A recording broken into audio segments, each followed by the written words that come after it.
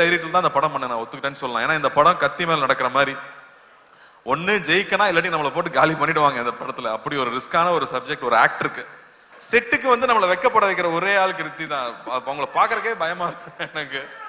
All the best Kriti, ஒரு great dancer. First day ஷூட்ல வந்து பொன்னியின் செல்வன் திரைப்படத்துல நான் ரொம்ப ஆசைப்பட்ட வந்தியத்தேவன் கதாபாத்திரத்துல பல வருஷம் கழிச்சு அது உங்களுக்கா அமைஞ்சது. நடிகர் சங்கத்துல நான் இருந்த பதவியில தான் நீயும் இருக்க. நமக்குள்ள எவ்வளவு ஒற்றுமை பார்த்தியா? இந்த மாமா சௌக்கியமா? Love you. இவ்வளவு நேரம் பொறுமையா இருந்தவங்க எல்லாருக்கும் என்னுடைய அன்பு. இங்க வந்திருக்க பெரியவங்க எல்லாருக்கும், சத்யராஜ் மாமாக்கு, நலனுடைய குடும்பத்தார் எல்லாருக்கும், சுந்தர் சார், அனந்தராஜ் சார், எல்லாரும் இருக்காங்க, ஷில்பா, கிருத்தி, கிரண் சார், மாஸ்டர். ரொம்ப ரொம்ப சந்தோஷம் நீங்க எல்லாரும் இங்க வந்திருக்கிறது. நலன் சொன்ன மாதிரி தர்மத்தின் வாழ்வதனை சூது கவும்னு ஒரு படம் பண்ணிட்டு கிட்டத்தட்ட 10 வருஷத்துக்கு அப்புறமா மறுபடியும் தர்மமே வெல்லும்னு ஒரு படம் பண்ணியிருக்காரு. அந்த நல்லதை மறுபடியும் கொண்டு வந்து சேர்த்ததுக்கு உங்களுக்கு ரொம்ப ரொம்ப நன்றி நலன். நலன் பாத்தீங்கல்ல, இதுதான் நலன். எல்லாருக்கும் ஒவ்வொரு டைரக்டர்ஸ் பிடிக்கும். ஆனா எனக்கு தெரிஞ்ச நிறைய டைரக்டர்ஸ்க்கு பிடிச்ச ஒரு ஆள்னா நலன் குமாரசாமின்னு சொல்லலாம். நான் எந்த செட்டுக்கு போனாலும் பசங்க சொல்லுவாங்க, சார் நலன் சார் படம் மாட்டீங்களா, நலன் சார் படம் மாட்டீங்களான்னு. அவ்வளோ ஃபேன் பாய்ஸ் இருக்காங்க அவங்களுக்கு. இவ்வளவு நாள் காய போட்டது பெரிய தப்பு. அவங்க எல்லாரும் வெயிட் பண்ணிட்டு இருக்காங்க இந்த படத்துக்காக. நலன் வந்து ஒரு தக் லைஃபாவே வாழ்ற ஒரு ஆளுங்க. நீங்க பாத்தீங்கல்ல, இங்க வந்து ஒய்ஃபுக்கு சல்யூட் அடிச்சுட்டு போறாப்புல, இப்படி ஸ்கோர் பண்ணிட்டு போய் நமக்கு திட்டு வாங்கி கொடுக்குற ஒரு ஆளு. எல்லாத்துக்கும் அவர்கிட்ட வேற ஒரு பிலாசபி இருக்கும். சனா சொன்ன மாதிரி வேற ஒரு பிஹேவியர் இருக்கும். சுதுக்கவும் பார்த்துட்டு இந்த ஒரு டயலாக் வச்சிருப்பாருல்ல, இந்த வேலையை செய்யறதுக்கு ஒரு குருட்டுத்தனமான முட்டாள்தனம் வேணும், ஒரு குறுக்குத்தனமான புத்தாள்தனம் வேணும்னு. உண்மையாவே நலன் படம் பண்றதுக்குமே அது தேவை. ஏன்னா அவர் சொல்ற ஐடியாவை புரிஞ்சுக்கிறதுக்கு கொஞ்சம் நேரம் ஆகும். அந்த ஐடியாவை புரிஞ்சுக்கிட்டாலும் நம்ம அதை இமேஜின் பண்ணவே முடியாது. எனக்கு 1001 அந்த மாதிரி ஒரு அனுபவம் இருந்துச்சு.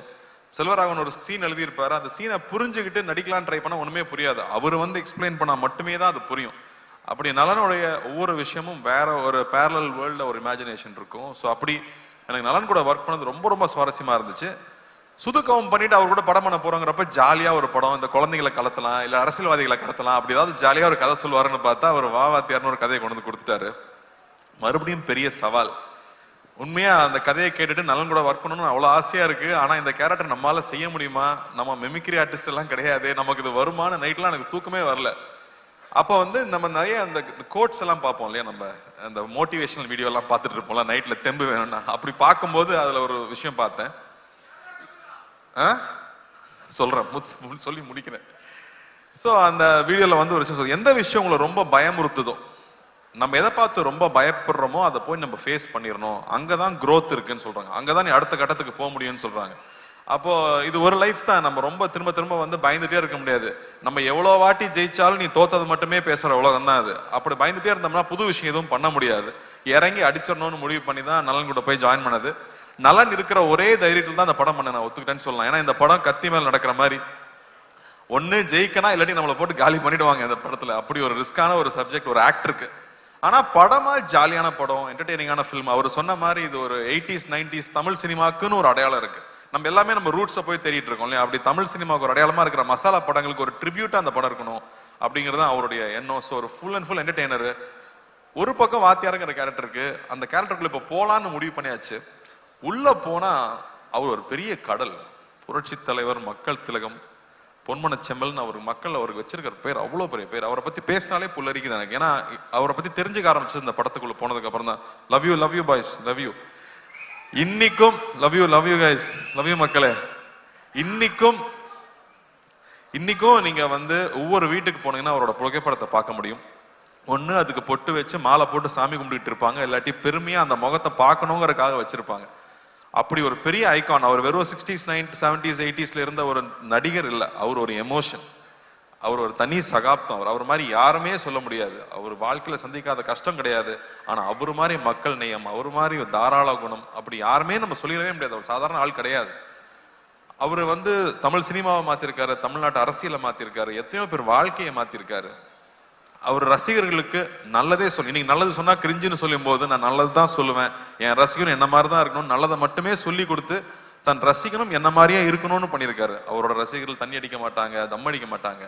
எப்படி அவ்வளோ இன்ஃப்ளூயன்ஷியலா அவர் இருந்திருக்க முடியும் அவங்கிறது ரொம்ப ரொம்ப ஆச்சரியமா இருக்கு. அவர் பாடல்கள் மூலமா அவ்வளோ விஷயங்களை சொல்லிட்டு போயிருக்காரு.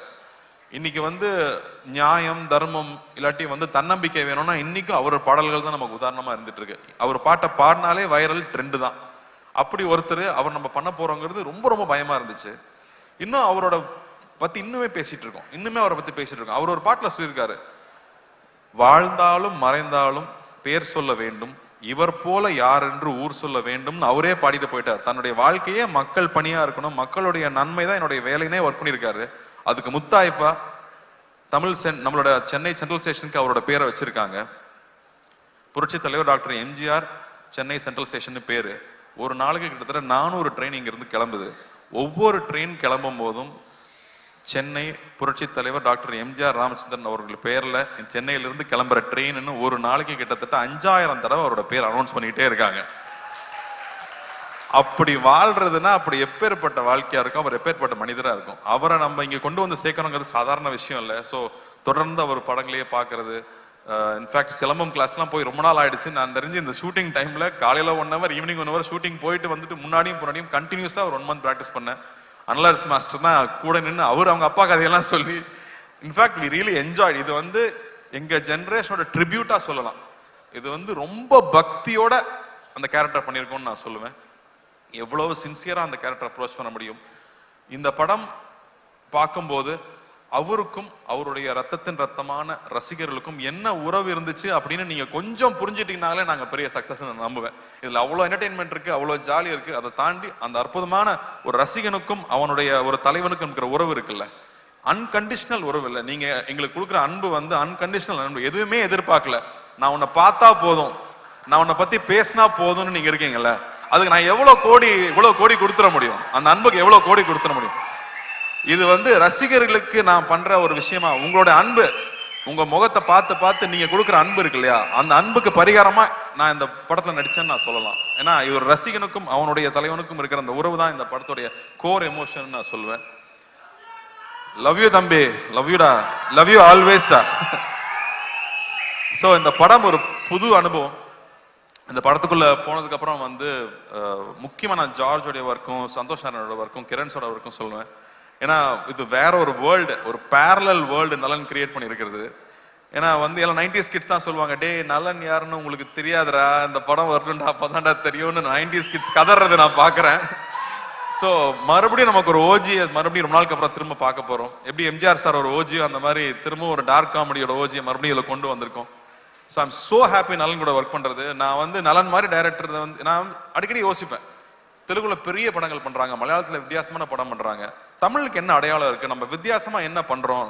ஏன்னா இங்க வந்து ரொம்ப பயந்துட்டே இருந்தோம்னா யூஸ்வலான ஃபில்மே பண்ணிட்டு இருந்தா பிரயோஜனம் இல்லை, புது விஷயங்கள் பண்ண முடியாது. அப்போ இந்த மாதிரி டைரக்டர்ஸ் ரொம்ப ரொம்ப முக்கியம்னு நான் நினைக்கிறேன். அவங்க தொடர்ந்து படம் பண்றது முக்கியம்னு நினைக்கிறேன். ஸோ அந்த வகையில நலன் மறுபடியும் இந்த படம் பண்ணது, அது இந்த மாதிரி ஒரு டஃப்பான சப்ஜெக்ட் எடுத்துட்டு அதை இவ்வளவு ஜாலியா டெலிவர் பண்ணது ஐ எம் சோ ப்ரௌட் நலன். இந்த மாதிரி பேரியர் பிரேக் பண்ணலாம், புது விஷயங்கள் ட்ரை பண்ணவே விட மாட்டாங்க நம்மள. அந்த வகையில் I am so happy. And இந்த படத்துல வந்து வாத்தியாரா இருக்கணும்னு எல்லாம் சொல்லிட்டாங்க. ஆனா அதுக்கான மேக்கப் போடும்போது அவ்வளோ பயமா இருக்கும், பயந்தே நடிச்சிருக்கேன். பூர்ணிமா தேங்க்யூ. ஐ திங்க் ஒவ்வொரு காஸ்டியூமும் ஒரு 10-15 தடவை கரெக்ட் பண்ணியிருப்போம். பொறுமையா ஒவ்வொன்றும் பர்ஃபெக்ஷன் வர வரைக்கும் பண்ணி கொடுத்துட்டே இருப்பாங்க. அதே மாதிரி செரீனா ஆகட்டும், என்னோட மேக்கப் மேன் முருகன் ஆகட்டும், அந்த மீசை வரையறதுல இருந்து அந்த உருவம் வேஷம் போட்டு வந்து அவரா நிற்கும் போது அவர் எப்படி இருந்திருப்பாருன்னு யோசிச்சோம்னா நமக்கு தலையெல்லாம் சுத்திரும். அவரை பத்தி கேள்விப்பட்ட கதைகள், அவ்வளவு கதைகள் வந்துட்டே இருக்கு. இன்னும் நல்லா அழகா சொல்லிட்டு இருந்தாப்புல. ஒருத்தர் பத்தி விசாரிச்சோம்னா ஒரு 10 கதை சொல்லுவாங்க சார், அவரை பத்தி மட்டும் விசாரிச்சா எங்க போனாலும் கதையா வந்துட்டு இருக்கு. அவர் மக்களுக்கு போய் செஞ்ச விஷயங்கள், மக்களை போய் தொட்ட விஷயங்கள் 1-2 சொல்ல முடியாது, அவ்வளவு இருக்கு. ஒரு உதாரணம் சொல்றேன், அவருடைய கான்வாய் போயிட்டே இருக்குமா ராதாகிருஷ்ணன் ரோட்ல. அப்ப வந்து கால் இல்லாத ஒருத்தர் அங்க வந்து டெய்லி நின்று காலில் பாப்பாராம் கார் போகும்போது. ஏப்பா டெய்லி காலில் வந்து நிக்கிறியா, எதுக்குப்பா இங்க நிக்கிறான்னு கேட்டதுக்கு அவருன்னு உன்னை பார்க்கவா போறாரு, வண்டி வேகமா போகுதுன்னு சொன்னதுக்கு அவர் சொன்னாராம், கோயிலுக்கு நம்ம போறோம், சாமி நம்மளை பார்க்கணும், நான் போறோம், நாம தானே சாமியை பார்க்க போறோம், நான் தான் அவரை பார்க்க வந்தேன்னு சொன்னாராம். இப்படியே போயிட்டு இருந்த கார் ஒரு நாள் நின்றுருக்கு, அவரே இறங்கி வந்திருக்காரு, கையில எவ்வளவு பழந்ததுன்னு தெரியாது, எடுத்து கொடுத்துருக்காரு, கடை வச்சு பொழைச்சிக்க, பீடி சிகரெட் விற்க கூடாதுன்னு சொல்லியிருக்காராம்.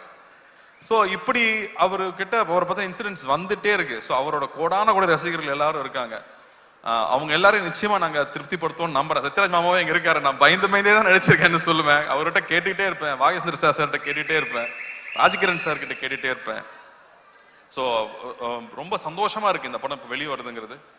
சத்யராஜ் மாமா மறுபடியும் ஒரு மொட்டை பாஸ் வில்லனா நடிச்சிருக்கிறது ஒரு ஸ்பெஷல் எலிமெண்ட்னு சொல்லலாம் இந்த படத்துல. ராஜ்கிரண் சார் வந்து ஒரு கம்ப்ளீட் டிவோட்டட் எம்ஜிஆர் அவர்களுடைய ஃபேனா நடிச்சிருக்காரு, தாத்தாவா நடிச்சிருக்காரு அந்த படத்துல. ஆனந்தராஜ் சார் ஒரு பயங்கர ஸ்பெஷல் பிந்தாஸ் கேரக்டர் அவரு.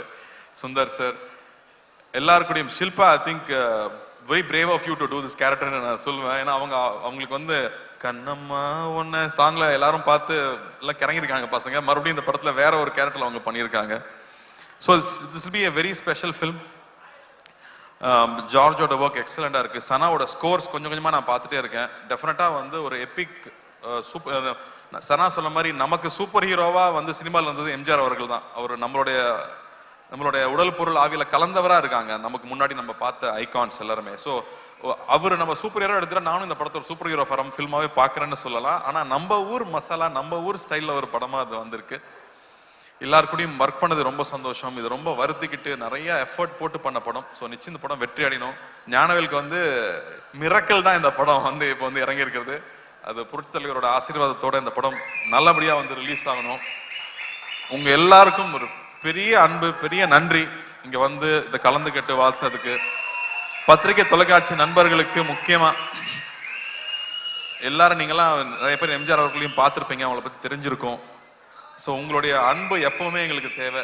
உங்களோட அன்பு நீங்க எப்பவுமே எனக்கு கைட் பண்ணியிருக்கீங்க, எப்பவுமே சரியான படங்கள் பண்ணும்போது பாராட்டி இருக்கீங்க. உங்களுக்கு ரொம்ப ரொம்ப நன்றி. இந்த படத்தை நீங்க சப்போர்ட் பண்ணணும். இந்த சப்போர்ட் ரொம்ப முக்கியம். ஏன்னா இந்த மாதிரியான அட்டம்ஸ் பண்ணும்போது நீங்க கொடுக்குற சப்போர்ட் தான் இந்த மாதிரி படங்கள் மறுபடியும் வந்துகிட்டே இருக்கும். ஸோ ரொம்ப ரொம்ப நன்றி. Thank you. Love you guys. Karthi sir அப்புறம் இன்னும் இது ஒரு 5 பசங்க பொடி பசங்க நடிச்சிருக்காங்க. Hello guys. அவங்க எல்லாருக்குமே இது புதுசு. அதே மாதிரி கிருத்திக்கு ஃபர்ஸ்ட் தமிழ் படம்.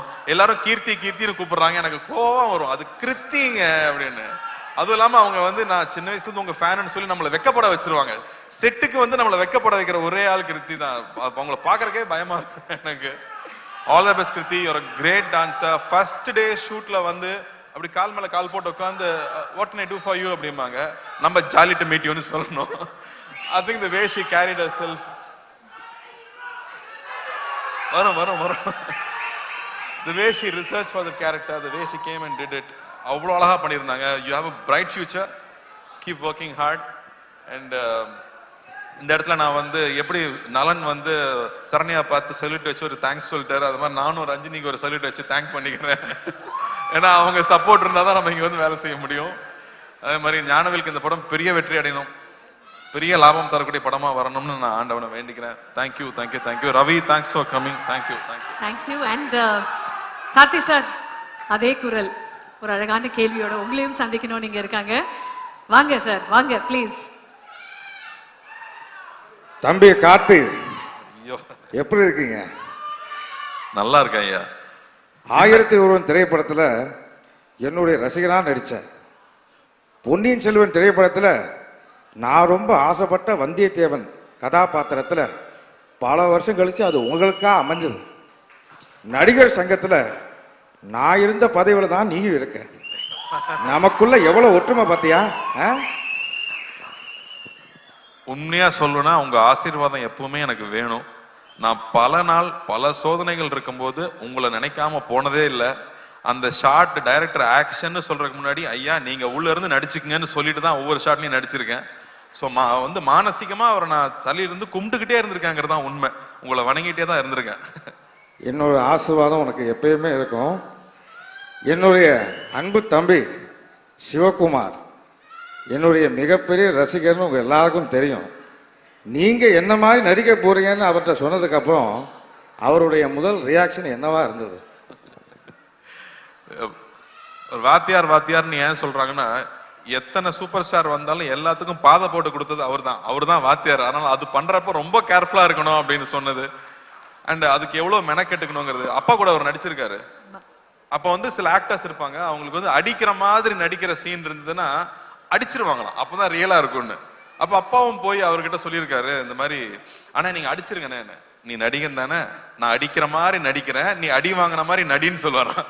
ஸோ அவ்வளோ கேர்ஃபுல்லா பார்த்துக்கு வரான் ஒவ்வொரு ஆர்டிஸ்டையும். இன்னைக்கு இருக்கிற ஸ்டண்ட் யூனியன் ஆகட்டும், இன்னைக்கு இருக்கிற நடிகர் சங்கம் ஆகட்டும், எத்தனையோ சின்ன சின்ன யூனியன் ஆரம்பிச்சது அவர் தான். ஏன்னா எப்பவுமே அடுத்தவங்க நல்லா இருக்கணும்னு சொல்லி ஒவ்வொரு திட்டத்தையும் பிளான் பண்ணது அவராக தான் இருக்காரு. எல்லாத்துக்கும் முன்னோடியா அவராக தான் இருந்திருக்காருங்கிறது ரொம்ப ரொம்ப பெருமையான விஷயம் நமக்கு. அதனால தான் அவர் என்னைக்குமே என்றும் மார்க்கண்டேயனாவே இருக்கார். வாழ்த்துக்கள். நன்றி, நன்றிங்க. அப்புறம் காத்து வாவாதியாரேன்னு சொன்ன உடனேயும் கூப்பிட்ட குரலுக்கு முதலாளா நான் வந்து நிற்பேன். நீயும் அப்படிதான் நினைக்கிறேன், அப்படிதானே?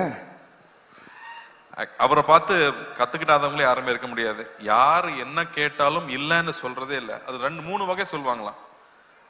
இருந்தா கொடுக்கறது, இருக்கிறதுல கொஞ்சம் கொடுக்கறது, இருக்கிறதையே கொடுக்கறதுன்னு. இவர் இருக்கிறதையே கொடுக்குற ரகம். ஸோ அவங்க கிட்ட இருந்து தான் நிறைய கத்துக்கிறோம். எப்படி அடுத்தவங்களுக்கு செய்யணுங்கிறது அவங்க கிட்ட தான் கத்துக்கணும். ஸோ முடிஞ்ச அளவுக்கு உங்களை மாதிரியே யார் எந்த உதவி கேட்டாலும் இல்லைன்னு சொல்லாம நம்மளால முடிஞ்சதை செய்யணுங்கிறது உங்ககிட்ட இருந்து கத்துக்கிட்டது தான் நினைக்கிறேன். அது அப்பாவோட வளர்ப்புன்னு நினைக்கிறேன். வாழ்த்துக்கள். நன்றி, ரொம்ப நன்றி. வாவாதியார் திரைப்படம் மிகப்பெரிய பிளாக் பஸ்டர் அமைகிறதுக்கு என்னுடைய மனமார்ந்த வாழ்த்துக்கள். தொடரட்டும் உன் பணி, மக்களுக்காகவே அர்ப்பணி, வாழ்க வளர்க. இங்க இந்த தருணத்துல வந்து எம்ஜிஆர் ஐயாவே வாழ்ந்துட்டு இருக்கிறவங்க நிறைய பேர் வந்திருந்தாங்க. அவங்க எல்லாருமே எனக்கு ஹெல்ப் பண்ணியிருக்காங்க படத்துல. ஸோ அவங்களுக்கும் இந்த வகையில் நான் நன்றி தெரிவிச்சுக்கிறேன். அவங்க எந்நேரமும் அவரை மாதிரியே மேக்கப் போட்டு ஒவ்வொரு ஊரா போய் நடிச்சுட்டு வர்றவங்க. அதே மாதிரி அசிஸ்டன்ட் டைரக்டர்ஸ்க்கு, ப்ரொடக்ஷன் டீமுக்கு, எல்லாருக்கும் படத்துல ஒர்க் பண்ண எல்லாருக்குமே என்னுடைய மனமார்ந்த நன்றியை தெரிவிச்சுக்கிறேன். Thank you so much Karthi sir. And வாவாதியார் ஒரு சூப்பர் டூப்பர் ஹிட்டான ஒரு திரைப்படமாக அமையும். தமிழ் ரசிகர்களுடைய அன்பும் பாசமும் தியேட்டர்ஸ்ல உங்களுக்காக காத்துக்கிட்டு இருக்கோம். One more time for our very own Karthi சாருக்கு ஒரு பெரிய பெரிய கைத்தட்டல். லவ் யூ மக்களே. Thank you. Everybody, 12th of December 2025 வாவாதியார் நம்மளுடைய தியேட்டர்ஸ்ல